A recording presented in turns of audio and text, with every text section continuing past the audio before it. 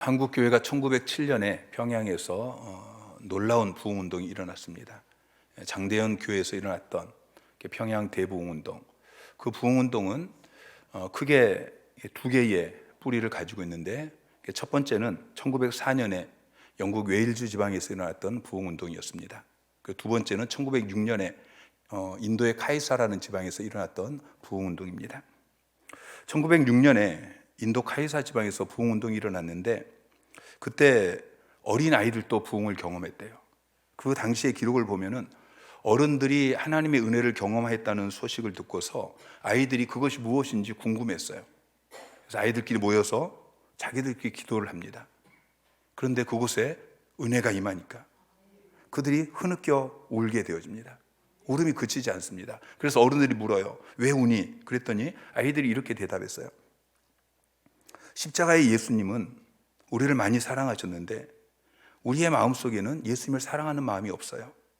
그래서 가슴이 아파요. 그러면서 아이들이 울었다는 것입니다. 이 어린 아이들도 십자가를 볼 때에 그 안에 감격이 있고 감사가 있고 눈물이 있습니다.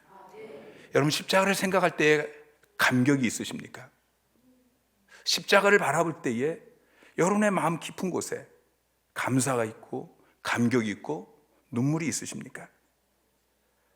신앙생활의 최대의 위기는 외부로부터 오는 핍박이나 환난이 아닙니다. 우리의 심령이 무감각해지는 것입니다. 영적인 불감증입니다. 감격이 상실되는 것입니다. 예배를 드려도 감격이 없고 십자가를 바라보아도 아무 느낌이 없는, 이것이 우리 신앙의 가장 큰 영적인 위기인 것입니다. 오늘은 우리 주님께서 십자가에 못 박히신 것을 기념하는 성금요일로 우리가 함께 모였습니다. 오늘 우리가 말씀을 묵상하면서 또 부르짖어 기도하는 가운데 그 십자가의 놀라운 사랑이, 십자가의 감격이, 십자가의 능력이 우리 안에 회복되어지는 복된 밤이 되기를 주님의 이름으로 축원합니다. 구약시대에는 5가지 제사가 있었습니다. 번제와 소제, 속제제, 화목제, 속건제, 이렇게 5가지 제사가 있고 레위 1장부터 7장까지 이 5가지 제사에 대해서 기록을 하고 있습니다. 오늘 우리가 읽은 이 1장 1절부터 9절까지 이 말씀은 이 계속되어서 나오는 이 5가지 제사를 어떻게 드리느냐, 제사를 드리는 원칙, 제사를 드리는 7가지 이 단계에 대해서 기록하고 있습니다. 제사를 드리기 위해서는 가장 먼저 해야 될 일이 제물을 회막까지 가져오는 것입니다. 3절 말씀을 보면은 그 예물이 소의 번제이면 흠없는 수컷으로 회막문에서 여호와 앞에 기쁘게 받으시도록 드릴지니라. 그러니까 제물을 회막문까지 가져와야 돼요. 어디서 가져오냐면은 자기 집에서 가져오는 거예요. 자, 2절 말씀 함께 읽겠습니다. 시작. 너희 중에 누구든지 여호와께 예물을 드리려거든 가축 중에서 소나 양으로 예물을 드릴지니라. 가축 중에서 제사를 드리라고 말씀하고 있어요. 이 가축이라는 베헤마라는 히브리어 단어를 번역했는데, 이 베헤마라는 단어는 사냥한 짐승을 이야기하지 않아요. 집에서 기르는 가축이에요. 여러분, 제사는 사냥한 짐승을 가지고서 제사를 드릴 수 없습니다. 원래는 돈을 주고 산 짐승도 제사를 드릴 수 없어요. 자기 집에서 내가 기르던 가축, 그것으로 제사를 드리는 것이 제사의 기본적인 원칙입니다. 그리고 3절에 보면은 흠없는 제물이라고 이야기하고 있어. 흠없는 수컷으로 회막문에서 드릴지니라. 여러분, 흠없는 제물을 드리는 것은 쉬운 게 아닙니다. 이스라엘 그 동네마다, 주요 도시마다 회막이 있지 않아요. 회막은 한 군데 있습니다. 그 당시는 교통수단이 발달되지 않았습니다. 자기 집에서 흠없이 기른 소, 또 흠없이 기른 양, 그것을 가지고 회막까지 가야 됩니다. 걸어서 끌고 가야 합니다. 며칠이 걸릴 수도 있고 몇 달이 걸릴 수도 있습니다. 걸어가는 동안에 흠없는 소를 가져왔는데 가는 도중에 흠이 생길 수 있습니다. 다칠 수도 있고 병 걸릴 수도 있고. 그러면 어떻게 해야 됩니까? 다시 돌아가야 됩니다. 다시 집으로 돌아가서 다시 흠없는 그 기르던 가축을 끌고 와야 합니다. 이렇게 어렵게, 여러분 제사는 시작부터가 이게 쉬운 게 아닙니다. 어렵게 제물을 가지고 와서 그 회막까지 가져오면 제사장이 번제단 오른쪽에 그것을 묵습니다. 그러면 4절에, 자 4절 말씀 시작. 그는 번제물의 머리에 안수할지니 그를 위하여 기쁘게 받으심이 되어 그를 위하여 속죄가 될 것이니라. 자, 이 가축을 가져오면은 번제단 오른쪽에 묻고 그 다음에 안수합니다. 번제물의 머리에 손을 얹고 안수를 하는데 누가 안수를 합니까? 여러분 제사장이 합니까? 그렇지 않습니다. 그는 번제물의 머리에 안수할지니 그를 위하여 기쁘게 받으심이 되고 그를 위하여 속죄가 될 것이라. 자, 이 제물은 그를 위해서 속죄가 되어집니다. 그러면 그 번제물을 가져온 그 사람입니다. 내가 그 번제물을 가져왔으면 내가 그 머리에 손을 얹고 안수를 합니다. 그러면 나를 위해서 하나님이 기쁘게 받으심이 되어지고 나를 위해 속죄가 된다고 이야기하고 있어요. 내가 안수를 해야 합니다. 내가 안수할 때에 내 죄가 이 가축에게 전가가 되어지는 거예요. 레위기 16장 21절 말씀 시작. 아론은 그의 두 손으로 살아있는 염소의 머리에 안수하여 이스라엘 자손의 모든 불의와 그 범한 모든 죄를 아뢰고 그 죄를 염소의 머리에 두어 미리 정한 사람에게 맡겨 광야로 보낼지니. 지금 대제사장이 이스라엘 백성 전체의 죄를 대신해서 지금 제사를 지내기 때문에 여기서는 제사장이 머리에 안수했어요. 근데 안수할 때에 이스라엘 백성들의 모든 불의, 모든 죄를 아른다라고 이야기하고 있죠. 안수할 때에 내가 한 해 동안 지었던 모든 죄를 다 고백을 합니다. 안수는 전가의 의미가 있어요. 내가 지었던 모든 죄를 고백할 때에 그 죄가 이 양에게, 이 소에게 전가되어집니다. 그러니까 안수도 제사장이 하는 것이 아니고 제사 드리는 본인이 하는 거예요. 그러고 나면은 5절에 그는 여호와 앞에서 그 수송아지를 잡을 것이요. 이 수송아지를 이제 잡는 일, 죽이는 일을 해야 돼요. 누가 죽입니까? 그는 그랬어요. 내가 죽여야 돼요. 제사장이 죽여주는 게 아닙니다. 내가 직접 죽여야 돼요. 여러분 제사는 남자만 드릴까요? 여자도 드릴까요? 여러분 제사는 여자도 드립니다. 제사가 크게 두 가지가 있는데 죄를 해결하는 제사가 있고 죄와 관련이 없는 제사가 있어요. 감사제, 또 상번제, 또 여러 가지 절기의 제사, 이런 것은 죄와 상관이 없는 그런 제사예요. 죄와 상관이 없는 제사는 여자가 드리지 않습니다. 남자가 대표로 제사를 드립니다. 그런데 죄와 관련되어지는 이 제사는 자기가 드려야 돼요. 여자도 자기가 제사를 드려야 돼요. 유대인들은 아이가 태어나면은 알아들을만 할 때부터 말씀을 가르치고요. 그리고 4살부터 성경을 암송하게 합니다. 그래서 12살 때까지 모세 오경을 통째로 외워요. 가장 먼저 암송을 시키는 게 레위기 말씀입니다. 레위기 말씀은 하나님 앞에 제사드리는 예배에 대한 규례이기 때문에 하나님이 우리 인간을 창조하신 목적이 하나님을 예배하는 거예요. 그래서 제일 먼저 레위기를 암송을 시킵니다. 13살 때 성인식이 되어지는데 12살 때까지는 율법을 어겨도 부정하게 여기지 않습니다. 본인이 책임지지 않습니다. 근데 13살이 되면 이제 성인이 되어지고 그때부터는 부정하게 되어지면 남자건 여자건 본인이 책임을 져야 됩니다. 그러니까 본인이 제사를 드리는 것입니다. 우리 자매들은 지금 태어난 것을 감사하시기 바랍니다. 여러분 구약시대에 태어났다면 해마다 제사를 여러분이 드려야 돼요. 짐승을 가져다가 여러분이 그 짐승을 죽여야 돼요. 자, 소나 양을 가져오면은 제사장은 번제단 오른쪽에 그 소를 묶어놓고 그리고 이제 내가 안수를 하죠. 안수를 하고 나면 그 다음에 제사장이 칼을 줍니다. 그리고서 칼을 찌를 부위를 표시를 해줘요.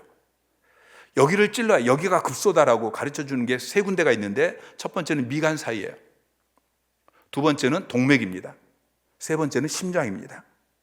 미간 사이 여기는 즉사 코스예요. 그래서 정확히 찌르면 한 번에 죽는데, 그런데 정확히 찌를 수가 없습니다. 여러분, 우리가 숙달된 사람이 아니잖아요. 고정되어져 있는 곳에 표시를 해놓고 찌르라고 해도 한 번에 맞추기가 힘든데, 살아있는 소, 살아있는 양을 표시를 해놓고 거기를 찌르라고 하면은 한 번에 찌를 수가 없습니다. 그래서 힘을 줘서 찔러야 되는데, 찌를 때에 소가 움직입니다. 그러면 미간 여기를 맞춰야 되는데 살짝 빗나가면서 눈이 맞습니다. 그러면은 죽지 않습니다. 그럼 또 뽑아야 됩니다. 뽑아서 다시 찔러야 됩니다. 근데 이번엔 본능적으로 또 왼쪽으로 돌려요. 그럼 이쪽 눈이 찔립니다. 그렇게 7번, 8번 찌르면서 이 미간 사이가 다 이그러지고 뇌가 튀어나옵니다. 그러면서 소가 죽습니다. 여러분, 구약의 제사는 결코 낭만적이지 않습니다. 구약의 제사는 우아한 것이 아닙니다. 세상에서 가장 끔찍한 것이 그게 제사입니다. 동맥을 따기 위해서는 소를 눕힙니다. 소를 눕히고 발로 목을 밟고 그리고 칼로 찌릅니다.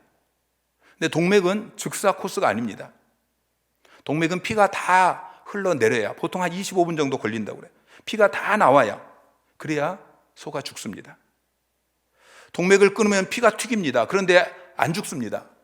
그러니까 계속해서 끊습니다. 그렇게 거의 한 30분 계속 피를 짜 내줘야 됩니다. 얼마나 처참한지 모릅니다. 심장을 선택하면은 제사장이 칼을 뺐습니다. 칼은 심장까지 들어가지 않습니다. 그래서 긴 꼬챙이를 줍니다. 그리고 제사장에게 표시를 주죠. 그 표시를 찌르면, 정확히 찌르면은, 전문가가 찌르면 한 번에 죽는데 일반인은 한 번에 죽이지 못합니다. 문헌에 의하면은 이 심장 부위 중에서도 우표 크기만큼만 이 조그마한 부위를 정확히 찔러야 식사하는데 못 맞추니까 죽을 때까지 계속 찌르는 것입니다. 보통 7번, 8번, 10번까지 그렇게 찔러야 됩니다. 그동안 소는 날뛰게 되어지죠. 여러분, 그 생명의 목숨을 끊는 것은 이건 처참한 것입니다. 그렇게 죽고 나면은, 자, 5절에 이제 그는 여호와 앞에서 그 수송아지를 잡을 것이요, 아론의 자손 제사장들은 그 피를 가져다가 회막 문 앞 제단 사방에 뿌릴 것이며. 자, 피를 뿌립니다. 이건 누가 합니까? 이건 제사장이 합니다. 제사장이 그 희생 제물로부터 피를 받아가지고 제단의 사면에 묻도록 그렇게 골고루 조심스럽게 뿌려줍니다. 그러고 나면 6절에 그는 또 그 번제물에 가죽을 벗기고 각을 뜰 것이요. 가죽을 벗기고 그리고 각을 떠야 돼요. 이거 누가 합니까? 이건 다시 내가 해야 돼요. 희생 제물에 가죽을 벗기는 것, 이것은 죄와 허물로 오염되어진 우리의 이 겉사람을 벗겨내는 그런 것을 의미합니다. 내가 벗겨야 돼요. 여러분, 소의 가죽을 벗기는 것은 이건 쉬운 일이 아닙니다. 어렸을 때 개구리 껍질 벗겨보신 적 있습니까? 개구리 껍질 벗기는 것도 그렇게 쉬운 일이 아니에요. 그런데 소의 껍질을 벗기고 양의 껍질을 벗기는 것, 이건 쉬운 일이 아닙니다. 그리고 나면은 그 다음에 각을 떠야 됩니다. 각이라는 이 각으로 번역되어진 단어는 조각이에요. 조각. 모든 이 뼈 마디를 다 분리를 시키는 것입니다. 그리고 나면은 9절에, 자, 9절 말씀 시작. 그 내장과 정강이를 물로 씻을 것이요, 제사장은 그 전부를 제단 위에서 불살라 번제를 드릴지니 이는 화제라, 여호와께 향기로운 냄새니라. 자, 그렇게 다 하고 나면은 이제 마지막으로 제사장이 그 전부를 불사릅니다. 제단 위에서 불사릅니다. 이 불사르라라고 번역되어진 카타르라는 히브리어 단어는 제사 때 사용되는 전문적인 용어입니다. 이것은 골고루 태워서 연기가 나게 하고 그 연기가 하늘로 올라가도록 하는 것을 의미합니다. 이건 제사장이 합니다. 자, 제물을 가져오고 그 제물에 안수하고 그 제물을 끔찍하게 죽이고 그리고 가죽을 다 벗기고 또 각을 뜨는 것, 이것을 다 여러분이 하셔야 됩니다. 그러면 마지막에 제사장이 그 번제물을 불살라서 그 연기가 하늘로 올라갑니다. 그럼 제사가 끝이 납니다. 그런데 구절을 자세히 보면은 하나님께서 그 연기를 맡으시면서 향기로운 냄새라고 말씀하십니다. 이는 화제라 여호와께 향기로운 냄새니라. 향기로운으로 번역되어진 히브리어 단어의 의미는 진정시킴, 달램, 기쁘게 함, 평온하게 함, 쉬다, 이런 의미를 가지고 있습니다. 이것을 향기로운으로 번역했는데 그 냄새가 하나님을 진정시킨다, 달랜다, 기쁘게 한다, 쉬게 한다, 평온하게 한다, 그런 의미입니다. 자, 제물을 가져와서 그 죄에 안수하고 내 죄가 전가되어져서 그 이제 소가 죄인의 누명을 쓰고 끔찍하게 죽고, 그리고 가죽이 벗겨지고 각이 뜨고, 그래서 그게 불살라서 하나님 앞에 올려질 때에 하나님께서 그 연기를 맡으시면서 진정이 되신다는 거예요. 무엇이 진정이 되겠어요? 여러분을 향한, 그 죄인을 향한 그 진노의 마음이 진정이 되어지고, 그리고 하나님이 기뻐하신다는 거예요. 여러분, 제사에서 한 가지 단계를 빼면은, 제사의 7가지 단계를 말씀을 드렸죠. 근데 이 제사에서 한 가지 단계를 빼면은 도살과 똑같습니다. 근데 도살에서 한 가지 단계를 더 집어넣으면은 제사가 되어지는 것입니다. 여러분, 제사와 도살의 차이는 이 한 단계가 있느냐 없느냐에 따라서 그 차이인 것이죠. 여러분, 고기 드시죠? 여러분, 채식주의자 혹시 계신가요? 자, 고기를 드실 때에 여러분, 소고기든지 돼지고기든지 그 고기를 들을 때는 여러분, 제사하고 뭐가 다릅니까? 그 고기를 죽여서 껍질을 벗기고 그리고 조각조각 내고 그걸 여러분이 사서 그것을 구워서 먹지 않습니까? 여러분, 한 가지가 있고 한 가지가 없고 그거에 따라서 그것이 도살이 되기도 하고 제사가 되고 하는 것이죠. 여러분, 제사에서 가장 중요한 그것은 안수예요. 안수. 도살할 때는 안수하지 않죠. 그런데 제사할 때는 안수를 하는 거예요. 여러분, 안수의 의미는 전가예요. 전가. 내 죄가 양에게, 소에게 전가되어지는 것입니다. 그래서 안수를 하고 나면 그때부터는 하나님의 눈에 내가 죄인이 아니에요. 그 소가 죄인이에요. 하나님의 눈에는 소가 죽는 것이 아니고 죄가 죽는 거예요. 내 죄 때문에 내 심장이 찢어지고 내 동맥이 끊어지고 내 미간이 쪼개지고 내 죄가 죽고 내 껍질이 벗겨지고 내 죄가 난도질 당하여서 그렇게 불태워지기 때문에 하나님께서 그걸 바라보시면서 기뻐하시는 거예요. 그 진노가 진정이 되어지면서 하나님이 기뻐하신다는 것이죠. 여러분, 하나님은 거룩하신 분입니다. 우리는 제사를 통해서 거룩하신 하나님께서 우리의 죄를 어떻게 다루시는지를 알 수 있는 것입니다. 여러분, 제사가 없다면은, 자, 내가 죄를 지었어요. 우리는 하루에도 수없이 죄를 짓지 않습니까? 그러면 그 내가 지은 죄를, 그 죄값을 누가 담당하는 것이, 그것이 공이고 그것이 정의이겠습니까? 내가 감당해야 돼요. 이 말은 하나님의 진노가 나에게 임해야 된다는 것이죠. 하나님께서 내 심장을 찢으시고 내 미간을 찢으시고 내 동맥을 끊으시고 내 껍질을 다 벗기시고 내 몸을 다 조각조각 내어서 지옥불에 던져버려야, 그래야 하나님의 그 거룩함에 대한, 죄에 대한 진노가, 직성이 풀리신다는 것이죠. 근데 하나님께서 우리 앞에 소와 양을 가져다 놓고 말씀하십니다. 나는 너를 못 죽인다. 너는 너가 지은 그 죄에 대한 나의 이 거룩한 진노, 엄중한 심판을 너는 감당하지 못한다. 그러니 빨리 너의 죄를 이 소에게 전가시켜라. 그래서 내가 소에게 안수하고 내 죄를 고백하고, 그래서 내 죄가 소에게 전가되어지면 하나님, 내게 임할 그 하나님의 진노가 이제는 이 소에게 임하게 되어지는 것입니다. 그래서 내가 죽어야 되는 소가 대신 죽고, 내 가죽이 다 벗겨져야 되는데 이 소의 가죽이 벗겨지고, 내가 이 난도질 당해서 이 조각조각 다 그렇게 살이 찢겨져야 되는데, 불살라져야 되는데, 내 대신 소가, 양이 그렇게 끔찍하게 죽고 그리고 불태워지면은 그 냄새가 하나님께서 향기롭다라고 하는 거예요. 하나님께서 비로소 진정이 되어지고 기뻐하신다는 것입니다. 내 죄를 소에게 전가시키는 방법, 그것이 안수입니다. 여러분, 안수는 전가입니다. 근데 죄만 전가되는 게 아니에요. 안수할 때에 이 전가는 쌍방간의 전가입니다. 나의 죄는 소에게 가고 소에게 있는 그 흠없음, 이것이 나의 것이 되어집니다.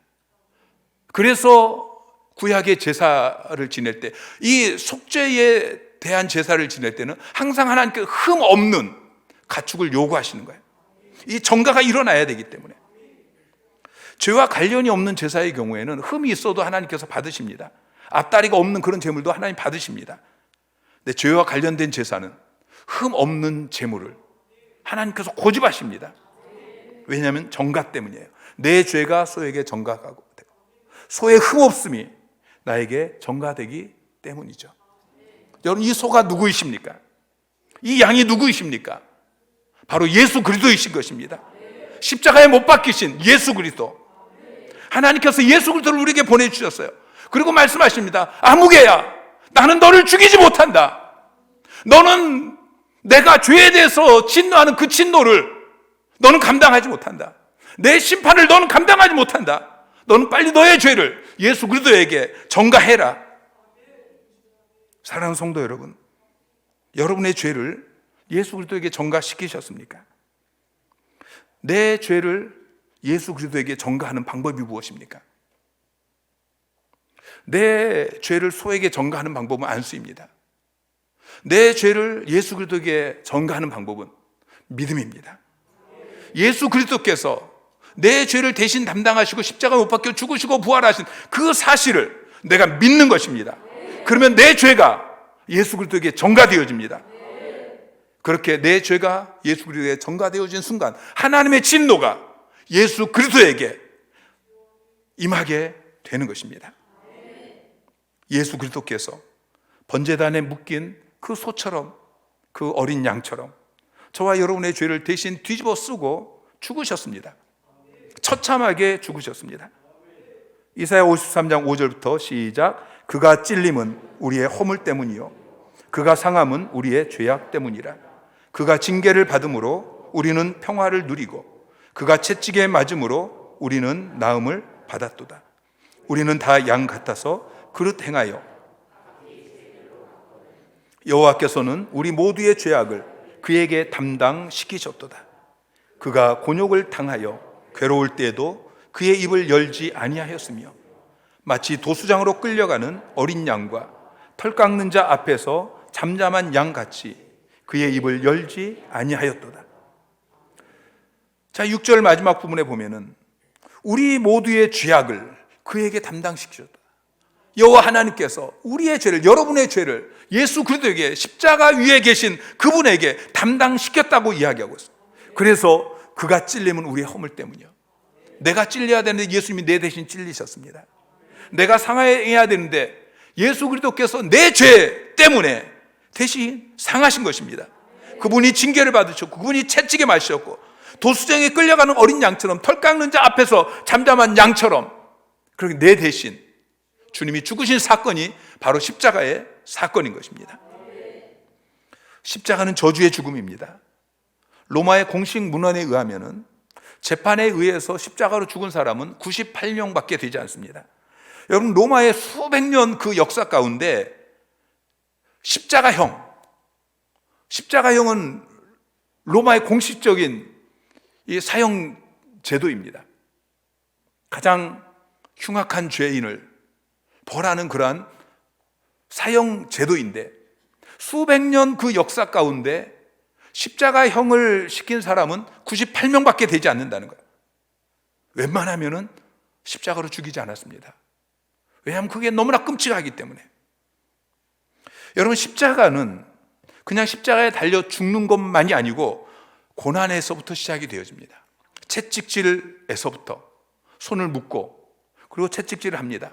그 채찍은 문헌에 의하면 2m에서 3m 정도 되어집니다. 가죽끈 그 끝에는 나비 모양의 납이 달려 있습니다. 채찍질을 하면은 그 채찍이 온몸을 감기게 되어지고요, 그 끝에 있는 납이 몸에 박히게 되어집니다.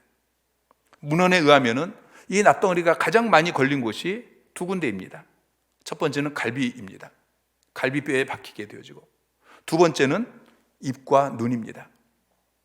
그러면 그 채찍을 잡아당길 때 살이 찢어지고 눈과 입이 찢어집니다.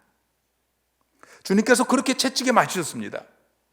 40대를 맞으면 죽기 때문에 로마 법에 40에 하나 감하는 그런 채찍을 맞으셨습니다. 그리고 가시면류관을 쓰셨습니다. 그 무거운 십자가를 지고 골고다 언덕길까지 수없이 쓰러지면서 그렇게 올라가셨습니다. 여인들 앞에서, 제자들 앞에서 벌거벗겨지시고 침뱉음을 당하시고 초롱을 당하셨습니다.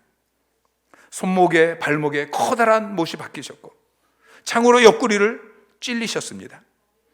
주님이 그렇게 처참한 진노를 당하신 이유는 예수 그리스도께서 내 죄를 담당하셨기 때문입니다.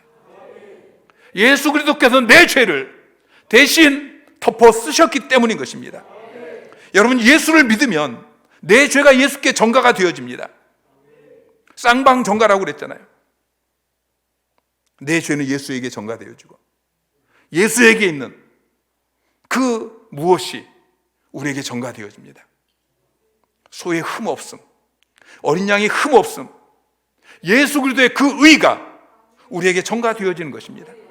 내가 수많은 죄를 짓고 그 죄로 말미암아 내가 영적으로 죽고 이 땅에서 저주의 삶을 살고 또 우리의 육체가 죽고 심판받아 지옥불에 던져질 수밖에 없는 그런 죄인이 의인이 되어진 것은 내가 의롭게 살아서가 아닙니다. 내 어떤 행위가 아니라 믿음으로. 여러분, 지금 여러분에게 있는 의로움은 내 것이 아니고 예수님의 것입니다. 예수님의 것이 내 것이 되어진 것입니다. 그리고 또 예수님의 무엇이 내 것이 되어질까요? 예수 그리스도에게 있는 모든 것이 내 것이 되었습니다. 이게 복음입니다.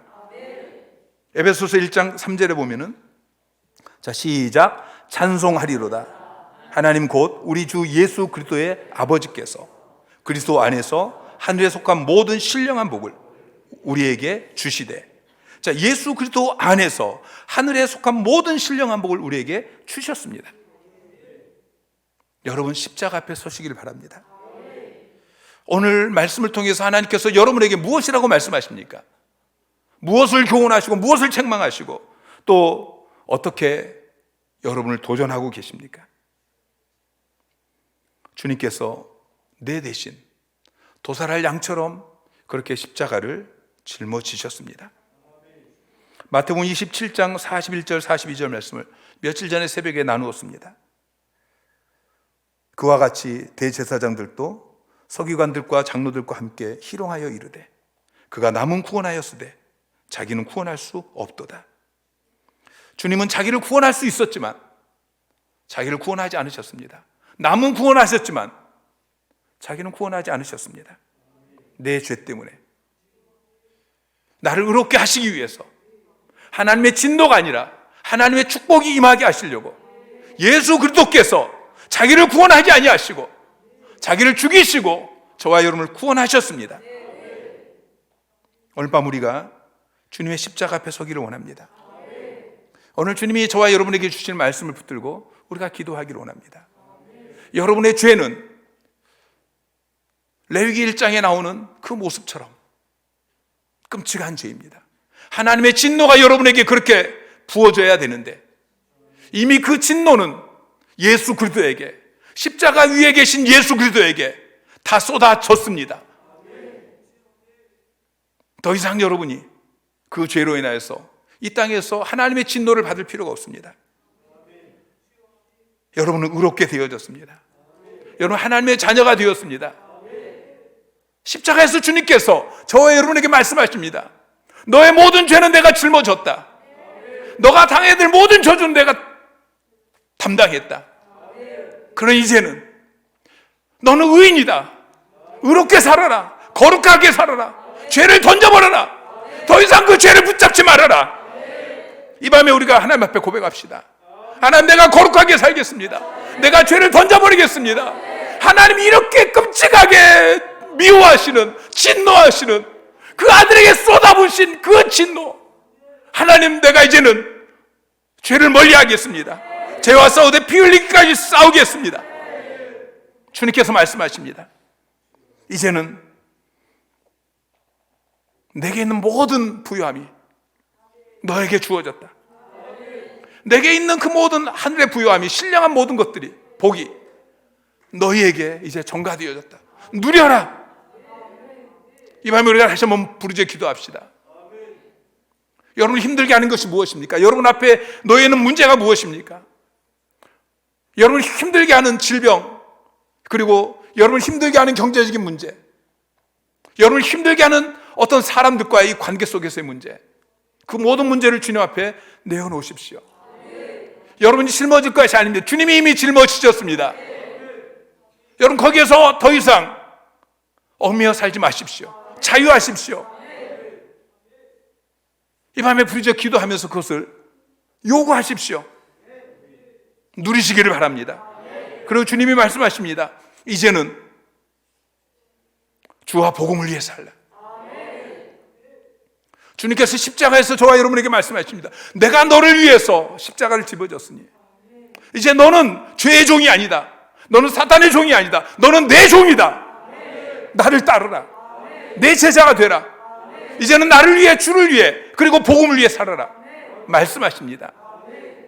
우리 하나님 앞에 결단하며 기도하기를 원합니다.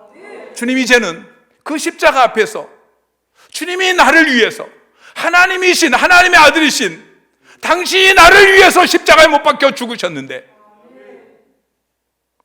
나도 이제는 주님을 위해 살겠습니다. 주를 위해 살겠습니다. 복음을 위해 살겠습니다. 그렇게 결단하며 고백하는 저희들의 기도가 되기를 소망합니다.